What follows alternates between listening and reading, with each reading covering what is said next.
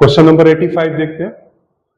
निम्नलिखित में से कौन यौगिक अर्धचालक या कंपाउंड सेमीकंडक्टर की श्रेणी में अंतर्गत आता है? पहला है गैलियम नाइट्राइड, दूसरा है इंडियम फॉस्फाइड और तीसरा है सिलिकॉन कार्बाइड। तो यहाँ पे ये तीनों विकल्प सही हो जाएगा, इसलिए आंसर हो जाएगा इसका डी यानी कि सभी। क्वेश्चन नंबर 86, निम्नलिखित पर विचार करें। एक्सिम बैंक, दूसरा नाबार्ड, तीसरा नैफेड और चौथा है नेशनल हाउसिंग बैंक, पांचवा हो जाएगा सिडबी।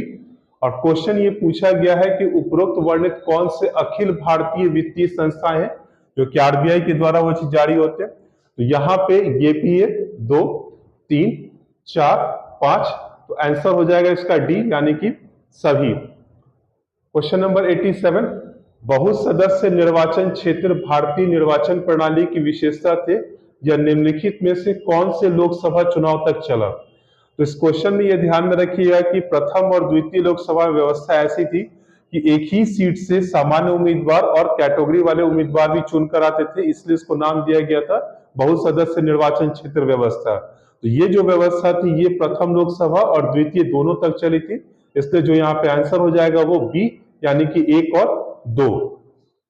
क्वेश्चन नंबर 88 देखते हैं। स्थायी सामान्य व्यापार संबंधों की स्थिति जो अति इष्ट राष्ट्र यानी कि मोस्ट फेवर्ड नेशन स्थिति के समान है, निम्नलिखित में से किस एक देश में विधिक पदनाम है? यानी कि अन्य देशों में जिसे हम मोस्ट फेवर्ड नेशन कहते हैं, तो किस एक देश से इसी के समानांतर ये दूसरा नाम आता है? तो यहाँ जो आंसर हो जाएगा वो डी यानी कि अमेरिका।